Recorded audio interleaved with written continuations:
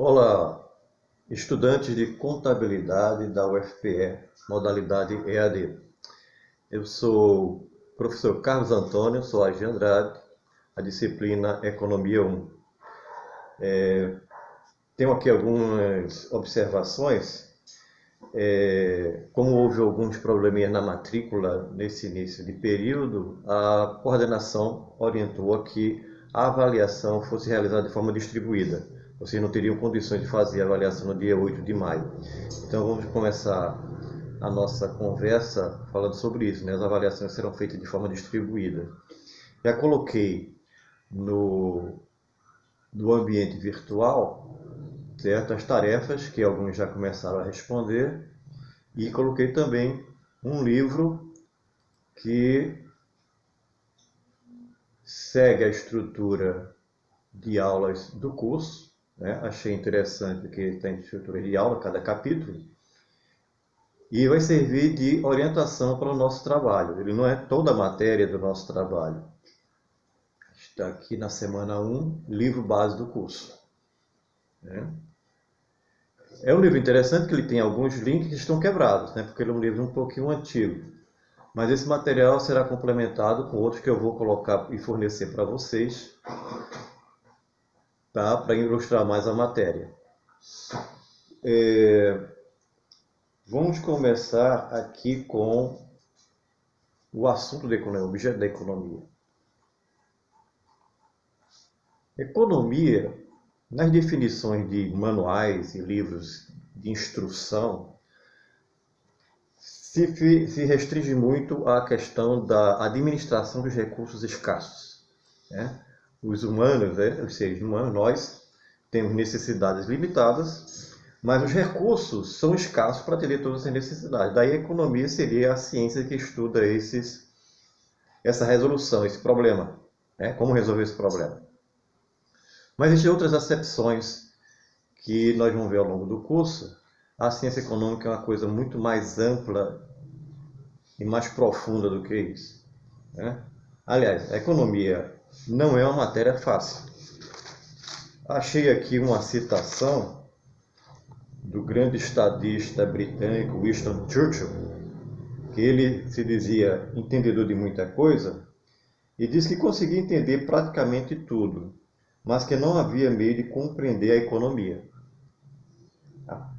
A economia também leva em conta a tomada de decisão das pessoas. Então a economia não é uma ciência exata, embora use a matemática, a estatística, para avaliarmos os impactos em termos quantitativos da tomada de decisão. É uma ciência humana, trata da tomada de decisão das pessoas em relação aos seus negócios. Aí temos também aqui uma outra citação aqui do Alfred Marshall, economista britânico, que no início do século XX, ele, de certa forma, formatou o modo de ensinar economia que vige até hoje, né, nas faculdades de economia do mundo todo. E ele diz que a economia nada mais é do que o estudo da humanidade no que se referia aos negócios normais da vida. Quais são esses negócios normais da vida? Quando você toma a decisão de sair de casa para trabalhar ou ir cumprir algum compromisso, e você escolhe um modo de transporte, você vai escolher ou usar o seu próprio transporte, usar o transporte público, chamar um aplicativo de transporte, chamar um mototáxi ou chamar um táxi. É o que eu me lembro até agora. Então, são essas decisões impactam de formas diferentes. Imagine quantas pessoas podem estar tomando a mesma decisão que você naquele momento. É só olhar o engarrafamento do trânsito para verificar que a gente não está só nesse planeta. Então, essas decisões impactam. Então, o que interessa a economia são as decisões individuais, quando tomadas pelo coletivo, e causam impactos. Esses impactos acontecem em termos do tempo, do espaço e das outras pessoas. certo? Então, os impactos são decisões resultantes de decisões simultâneas, interdependentes, tá? Muitas pessoas tomando aquela decisão que impactam umas às outras, né? E no tempo. Muitas decisões vão se repercutir não no momento imediato, mas no momento posterior. Ou se estendem desde o momento imediato até algum tempo para o futuro. Então, essas decisões são tomadas por todas as pessoas dentro de uma comunidade. Então, a gente estuda um país, estuda uma comunidade, um município, um estado, né? E essas decisões vão ser tomadas e vão ter todos esses impactos. Os fatores que vão formatar essas tomadas de decisões, né, tem como explicação a necessidade, a urgência, o efeito de demonstração. Então, se você decide comprar um tênis da moda, você está sofrendo o efeito de demonstração. Alguém já mostrou ou já usou na sua frente, ou a própria propaganda na televisão, rádio, internet, né? Ou hoje, né, você acessa um site na internet e se você pesquisou algum produto, começam a lhe oferecer esse produto, né? Então, esse é o efeito de demonstração também. E o custo de oportunidade. Ou seja, é interessante eu gastar hoje ou amanhã? Qual é o trade-off, que é um termo muito usado em economia? Qual é o custo que eu estou obtendo de não gastar hoje e gastar amanhã? Então, esse é o chamado custo de oportunidade. Outro aspecto da ciência econômica, você já deve ter percebido no noticiário econômico, que ela não é uma ciência neutra. A economia tem várias interpretações. Cada tomada de decisão que impacta um determinado segmento da sociedade vai influenciar ou impactar os interesses daquele agrupamento, prejudicando ou, né, beneficiando. Então, benefício e sacrifício são também duas palavras muito frequentes nos termos de economia, né, nos estudos de economia. Qual o benefício obtido por um determinado gasto executado, né? E voltando ao que eu falei de custo de oportunidade, qual é o sacrifício envolvido na minha tomada de decisão de não consumir hoje e consumir depois? Tá? Bom, então a teoria econômica foi construída para explicar esses fatos, né? Esses fatos econômicos não dá para a gente entender de forma, digamos, pegando tudo ao mesmo tempo. Então vem um método científico. Lá os economistas desenvolveram um método científico para poder entender como esses fatos que se desenvolvem no tempo, no espaço, impactam pessoas, como verificar as causalidades, como elas se desenvolvem e como podemos prever possíveis resultados de algumas possíveis tomadas de decisão.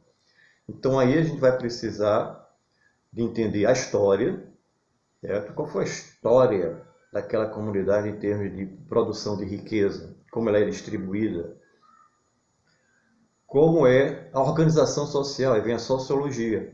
Como essa sociedade é organizada? É em castas, classes, né? Estamentos? A sociologia estuda isso. Geograficamente, como é isso distribuído no espaço? Isso se concentra mais aonde? Cidades do interior, capitais, grandes núcleos industriais, ou grandes centros metropolitanos, e as cidades mais afastadas desses centros, lá perto do setor rural, onde as pessoas estão mais afastadas, não tem uma vizinhança tão próxima, a não ser na vila urbana, onde tem aquela cidade. Como é que isso se aparece, né? Como o movimento acontece. Então, os cientistas criaram teoria econômica. A teoria econômica, né, E aqui outra definição que vem muito presente no livro, né? Economia vem do grego oikos, que significa casa, e nomos, de lei, normatividade. Então, economia, né, é a ciência das leis que regem a produção e a distribuição de bens materiais para atender às necessidades humanas. Essa definição é do economista Oskar Lange, um polonês, muito influente no início do século XX também. Na verdade, na metade depois da Segunda Grande Guerra Mundial. Então, o que é presente no estudo da economia é a escassez e o excedente.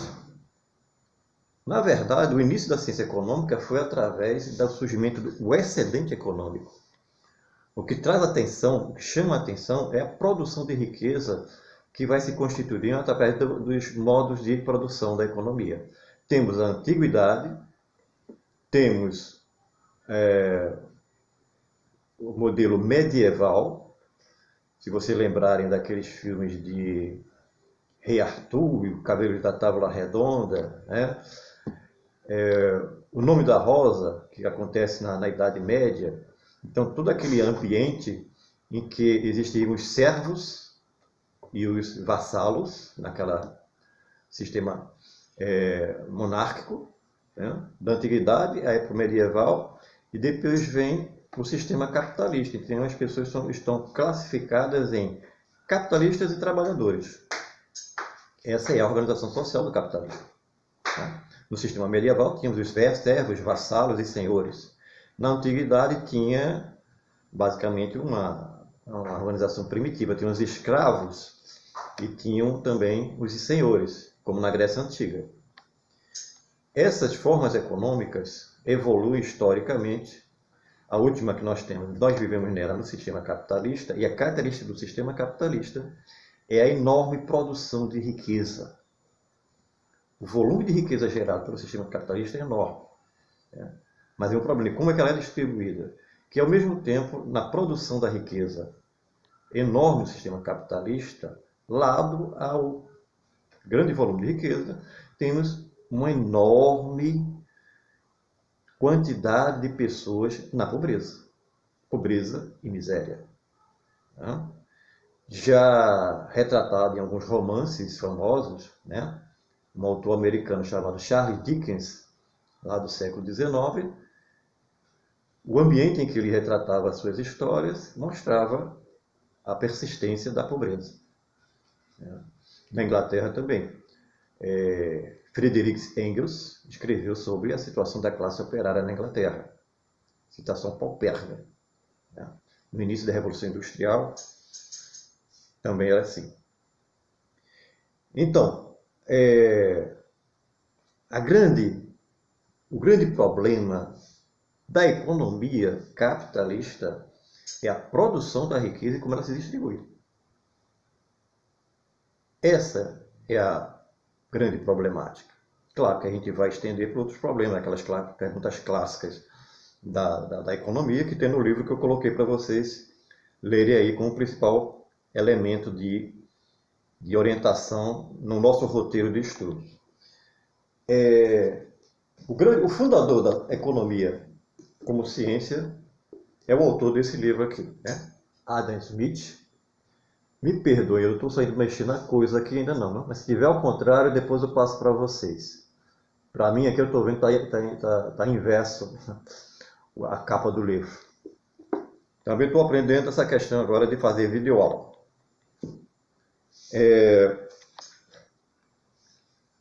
Bom, essa minha conversa já está em 14 minutos. Bom, então deixa eu falar mais um pouquinho aqui do que é o conteúdo da nossa matéria. Bom, então os economistas criaram uma metodologia para organizar o estudo de toda essa problemática. Deixa eu ver aqui no nosso roteiro.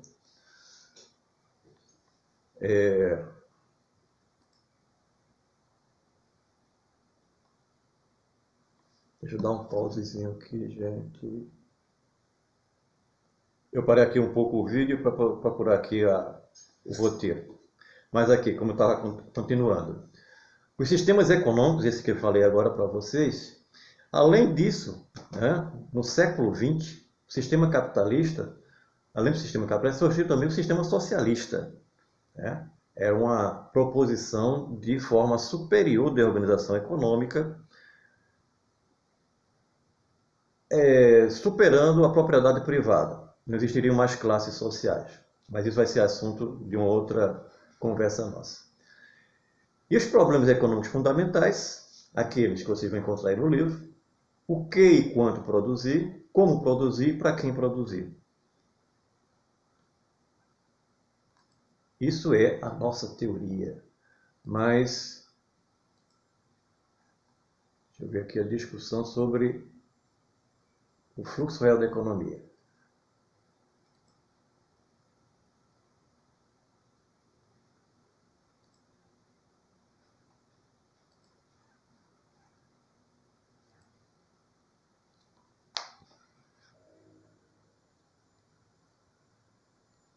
Bem, a economia não é uma ciência neutra.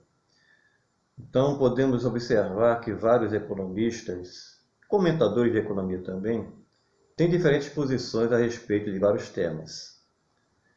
Isso em economia, através de um economista famoso chamado Milton Friedman, pai do liberalismo econômico, em um artigo discutindo sobre o salário mínimo nos Estados Unidos.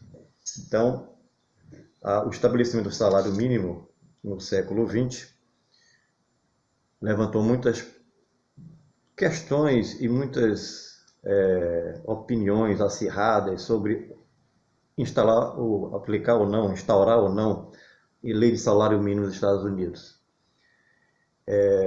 Então, Milton Friedman organizou digamos assim, um protocolo científico para a discussão. Ele chamou que existem os aspectos normativos de uma discussão e os aspectos positivos. Positivo no sentido de aplicação da teoria. Então, o que seriam os argumentos positivos? Eles não envolvem juízo de valor. Juízo de valor é quando você estabelece uma relação de um pressuposto com um objeto ou com um resultado desejável, né? O que deveria ser. Né? Então, esses argumentos que envolvem juízo de valor, no aspecto da análise positiva, devem ser evitados. Então, somente a análise técnica, objetiva,